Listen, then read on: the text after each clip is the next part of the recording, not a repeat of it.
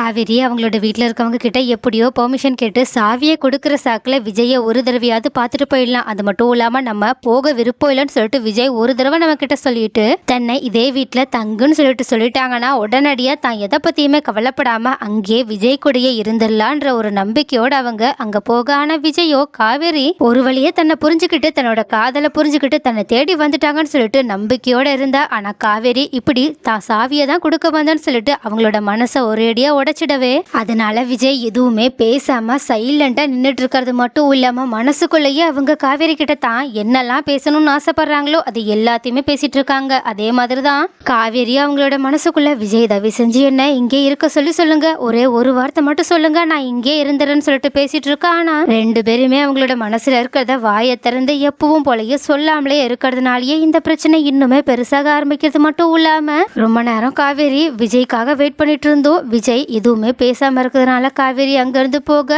விஜயும் காவேரி தன்னை இன்னுமே புரிஞ்சுக்காம இப்படியெல்லாம் பண்ணிட்டு இருக்காங்கன்ற மன வருத்தத்தோட அவங்களோட ரூம்க்கு கிளம்பி போறாங்க. அப்போ இது எல்லாத்தையுமே பார்த்துட்டு இருக்க ராகினியும் அப்பாடா நல்ல வேலை இந்த காவேரி இந்த வீட்டை விட்டு போயிட்டா, எங்க இங்கே டேரா போட்டுருவாளோன்னு பயந்தேட்டன் தெரியுமா அப்படின்னு சொல்லிட்டு நினைச்சிட்டு இருக்கிறது மட்டும் இல்லாம விஜயும் காவேரி ஒண்ணு சேராம இருக்கிறத யோசிச்சு பார்த்துட்டு ரொம்பவே மனசு திருப்தியோட இருக்காங்க. ஆனா வெளியே சோகத்தோட நடந்து போயிட்டு இருக்க காவேரியும் விஜய் எங்க தன்னை கடைசி நிமிஷத்துலயாவது கூப்பிட மாட்டாங்களோன்னு சொல்லிட்டு நம்பிக்கையோட இருக்க. அதே மாதிரி விஜயுமே அந்த பக்கம் காவேரி கடைசியாவது நம்ம கிட்ட திரும்பி வந்துட்டா நல்லா இருக்குமேன்னு சொல்லிட்டு நினைச்சுக்கிட்டு தான் இருக்காங்க. ஆனா என்ன ரெண்டு பேருமே நினைச்சுக்கிட்டு இருக்காங்களே தவிர அவங்களோட வாயை திறந்து தன்னோட மனசுல இருக்கிறத ஓப்பனா பேசுற மாதிரியோ செய்யற மாதிரியோ தெரியவே தெரியல. அதனாலயே அவங்க ரெண்டு பேரோட பிரிவு இங்க நடக்குது. யாரெல்லாம் விஜயும் காவேரி தன்னோட மனசுல இருக்க உண்மையான காதலை வெளிப்படுத்தி ஒன்னு சேரணும்னு ஆசைப்படுறீங்களோ அவங்கெல்லாம் ஒரு கமெண்ட்ல ஒரு ரெட் ஆடியன் மட்டும் போட்டு விடுங்க. அடுத்து இந்த பக்கம் நிவினுமே அவங்க எல்லாருமே பிக்கப் பண்ணி அவங்க சொல்ற இடத்துக்கு கூட்டிட்டு போகிறதுக்காக அவங்களோட கார் எடுத்துட்டு வந்துட்டு நின்றுட்டு இருக்க. அப்ப கரெக்டா காவேரி அழுதுகிட்டே வரத அவங்களோட குடும்பம் பார்த்தது மட்டும் இல்லாம நிவினுமே பார்த்து ரொம்பவே வருத்தப்பட்டு இருக்காங்க. அது மட்டும் இல்லாம காவேரி விஜயை எந்த அளவுக்கு காதலிக்கிறாங்கன்றத நிவின் புரிஞ்சுக்கிட்டது மட்டும் இல்லாம விஜய் இதுக்கு முன்னாடி அவங்க கிட்ட பேசினது எல்லாத்தையுமே நினைச்சு பார்த்துட்டு உண்மையாவே ஒருவேளை விஜய் காவேரி அவங்கள லவ் பண்ற மாதிரியே அவங்களுமே காவேரியை லவ் பண்ணிக்கிட்டு தான் இருக்காங்களோ, ஏன்னா அவங்க அப்படி பேசும்போது எனக்கு அப்படிதான் தோணுச்சுன்னு சொல்லிட்டு நினைச்சது மட்டும் இல்லாம நம்ம இந்த விஷயத்த எல்லாரும் மாதிரியுமே சாதாரணமா எடுத்துக்கிட்டு விட்டுறக்கூடாது. ஏன்னா நம்மளாலதான் இந்த பிரச்சனை இவ்வளோ பெருசா மாறி இருக்கு. ஸோ நம்ம சீக்கிரமா உண்மையாவே விஜய் காவேரியை சின்சியரா தான் லவ் பண்ணிட்டு இருக்காங்கன்ற விஷயத்த தெரிஞ்சுக்கணும். அப்படி தெரிஞ்சுக்கிட்டு நம்ம பண்ண தப்ப நாமளே சரி பண்ணணும்னு சொல்லிட்டு நினைச்சுக்கிட்டு காவேரியவே ரொம்பவே ஃபீல் பண்ணி பார்த்துட்டு இருக்க. ஆனா இதை பார்த்துட்டு இருக்க யமுனாவும் இந்த நிவின் காவேரியை பாக்குற பார்வையே சரியில்லையே, அவங்க மறுபடியுமே காவேரி மேல இருக்க சிம்பத்தியால எங்க அவ கூட ஒண்ணு சேர்ந்துருவாங்களோன்னு சொல்லிட்டு ரொம்பவே கோவத்தோட பார்த்துட்டு இருக்கிறது மட்டும் இல்லாம நிவின் கிட்ட இதை பத்தி நம்ம தனியா பேசினாதான் சரிப்பட்டு வரும்னு சொல்லிட்டு அவங்க மறுபடியுமே ரொம்பவே சுயநலத்தனமா யோசிச்சு பார்த்துக்கிட்டு இது எல்லாத்தையுமே பண்ணிட்டு இருக்காங்க. ஆனா என்ன அவங்களுக்கு காவேரி படுற கஷ்டம் தான் கண்ணுக்கே தெரியாம இருக்கு. அவங்க அவங்களோட லைஃப் மட்டும் தான் பார்த்துக்க நினைச்சுக்கிட்டு இப்படி எல்லாம் நடந்துட்டு இருக்காங்க. ஆனா நிவினோ தன்னாலதான் காவேரியோட லைஃபே இப்படி ஆயிடுச்சுன்ற குற்ற உணர்ச்சியில கொஞ்சம் கொஞ்சமா வருத்தப்பட ஆரம்பிக்கிறாங்க. சோ அதனால நம்மளால முடிஞ்ச அளவுக்கு அவங்க காவேரிக்கு உதவி பண்ணலான்ற எண்ணத்தோட தான் அவங்க இது எல்லாத்தையுமே பண்ணிட்டு இருக்காங்க. ஆனா இன்னொரு பக்கமும் விஜய் வீட்டுல காவிரிய பத்தி நினைச்சு ரொம்பவே வருத்தப்பட்டு இருக்க. அப்போ அவங்க கிட்ட போய் தாத்தாவும் நான் தான் உங்ககிட்ட ஏற்கனவே சொன்னல விஜய், இந்த மாதிரி காவிரி தன்னோட குடும்பத்துக்காக தான் பணத்தை வாங்கிக்கிட்டு உன்னை கல்யாணமே பண்ணிக்கிட்டா. சோ அப்பேற்பட்ட குடும்பத்தை விட்டுட்டு உன்னை தேடி வர்றது ரொம்பவே கஷ்டம். அதனால நீ தான் இதுக்கப்புறமா ஏதாவது காவிரியோட விஷயத்துல முடிவெடுக்கணும்னு சொல்ல உடனே விஜயும் என்ன தாத்தா என்ன காவிரிய விட்டுட்டு அப்படியே போயிடுன்னு சொல்றீங்களா? இதுக்கப்புறமா நான் காவிரியோட வாழ்க்கைக்குள்ளேயே போக கூடாதுன்னு நீங்களுமே என்கிட்ட வந்து சொல்லி அட்வைஸ் பண்ண போறீங்களான்னு சொல்ல. ஆனா தாத்தாவோ சச்சா விஜய் ஏன் இப்படி எல்லாம் பேசிட்டு இருக்க, நான் போய் அப்படி எல்லாம் பேசுவேனா, எனக்கு நல்லாவே தெரியும் காவேரி உன் கூட இருக்கும்போது நீ எவ்வளவு சந்தோஷமா இருந்த எவ்வளவு நல்லா இருந்தேன்னு நான் பார்த்தவன்பா. அதனாலதான் சொல்றேன் காவேரியோட நிலைமையையும் நீ இப்ப புரிஞ்சுக்கிட்டு நடந்துக்கிட்டனா கண்டிப்பா அது உன்னோட லைஃபுக்கு நல்லா இருக்கும்னு சொல்லதான்ப்பா வந்தேன்னு சொல்ல. ஆனா விஜயும் போதும் தாத்தா, இதுக்கு மேலேயும் நான் காவேரியை பத்தி என்னதான் நீங்க புரிஞ்சுக்கணும்னு ஆசைப்படுறீங்க, நான் காவேரிக்காக எப்படி எல்லாம்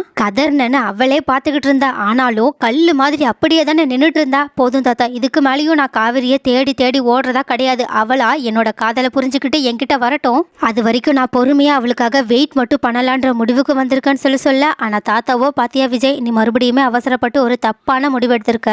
அதனாலதான் நானும் உங்ககிட்ட இதை பத்தி பேசுறதுக்காக வந்தேன். ஆனா நான் நினைச்ச மாதிரியே தான் நீ நடந்துட்டு இருந்திருக்கன்னு சொன்னது மட்டும் இல்லாம இதுக்கு முன்னாடியும் உனக்கு காவேரியோட நிலைமையை புரிஞ்சிக்கல, இப்பயும் நீ அவளோட நிலைமைய சரியா புரிஞ்சிக்கல. இப்போ அவ உன்னோட காதலுக்காக திரும்பி வரணும்னு சொல்லிட்டு ஆசைப்பட்டாலும் அதை நிறைவேற்ற முடியாத நிலைமையில இருக்க. அதனாலதான் நீ இந்த சுச்சுவேஷன்ல அவளால என்ன பண்ண முடியுமோ அதை நீ யோசிச்சு பண்ணணும். கூடிய சீக்கிரம் அவளோட குடும்பத்துல இருக்கவங்க அத்தனை பேருமே உன்னோட உண்மையான அன்பை புரிஞ்சுக்கிற மாதிரி நீ நடந்துக்கணும். எல்லாத்துக்கும் மேல அவளை முடிஞ்ச அளவுக்கு உன்னோட பக்கத்திலே வச்சு உன்னோட அன்பை அவகிட்ட காட்டிக்கிட்டே இருப்பா. அதுக்கப்புறமா தான் காவேரி தான் கண்டிப்பா விஜய பிரிஞ்சு வாழவே முடியாதுன்றத புரிஞ்சுப்பான்னு சொல்ல உடனே விஜயும் ரொம்பவே குழப்பத்தோட, நான் இப்ப என்ன தாத்தா பண்றது, எனக்கு ஒண்ணுமே புரியலையே. நான் முடிஞ்ச அளவுக்கு காவேரியை என்னை விட்டுட்டு போக விடக்கூடாதுன்னு தான் நினைச்சிட்டு இருந்தேன். ஆனா இப்போ அது எல்லாமே தலைகீழா மாறிடுச்சுன்னு சொல்ல உடனே தாத்தாவும், ஆமா விஜய், நீ ஏற்கனவே காவேரியை உன்னோட கம்பெனிக்கு எம்டி ஆகணும்ன்ற ஒரு சர்ப்ரைஸ் அவளுக்கு கொடுக்கலான்னு இருந்தல்ல, அந்த சர்ப்ரைஸ் என்னாச்சுன்னு சொல்ல உடனே தாத்தா கிட்ட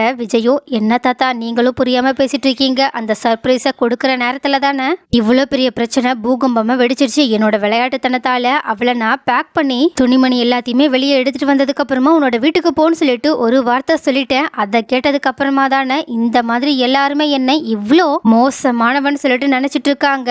ஒருவேளை கொடைக்கானலுக்கு நாங்க போற விஷயம் மட்டும் அவங்களுக்கு தெரிஞ்சிச்சுன்னா கண்டிப்பா அவங்களோட இந்த என்னை பத்தின எண்ணம் மாறி இருக்கும்ல அப்படின்னு சொல்ல உடனே தாத்தாவும், ஆமா ஆமா கரெக்டா தான் சொன்னேன், ஆனா என்ன இப்பயும் கொஞ்சம் காலம் கெட்டு போகல, நீ முதல்ல காவேரிக்கு ஒரு நோட்டீஸ் அனுப்பு அப்படின்னு சொல்றாங்க. உடனே தாத்தா கிட்ட விஜய், என்ன தாத்தா சொல்றீங்க, நோட்டீஸா, என்ன நோட்டீஸ்ன்னு கேட்க உடனே தாத்தாவும், ஒன்றும் இல்லை, அவ தான் உன்னோட கம்பெனியில இப்போ எம்ப்ளாயியா வேலை செஞ்சுட்டு இருக்காள்ல, ஸோ உனக்கே நம்மளோட கம்பெனி பாலிசிஸை பத்தி நல்லாவே தெரியும். ஒரு எம்ப்ளாயி நம்மளோட கம்பெனில இருந்து ரிலீவ் ஆகணும்னா 3 மாசம் சர்வீஸ் பீரியட சர்வ் பண்ணிட்டு தான் போகணும். அப்படி இல்லைன்னா நம்ம அவங்க மேல கண்டிப்பா ஃபைன் போடலாம், ஏன் கேஸே போடலாம். ஸோ அதை காரணமா வச்சு நீ முதல்ல காவேரியை நம்மளோட கம்பெனிக்கு வேலைக்கு வர சொல்லி கூப்பிடு. அதுக்கப்புறமா நம்ம உன்னோட சர்ப்ரைசஸை கொஞ்சம் கொஞ்சமா உடைக்கலாம். அதுக்கப்புறமா கண்டிப்பா காவேரியோட வீட்டில் இருக்கவங்களும் குறிப்பா காவேரியும் உன்னோட அன்பை மொத்தமா புரிஞ்சுக்கிட்டு தன்னோட குழப்பம் எல்லாத்தையுமே தீர்த்துக்கிட்டு உன்னையே தேடி வந்துருவான்னு சொல்ல உடனே விஜயும், அட ஆமால தாத்தா, நான் இதை பற்றி யோசிக்காம விட்டுட்டேனே. காவேரிக்கு என் மேலே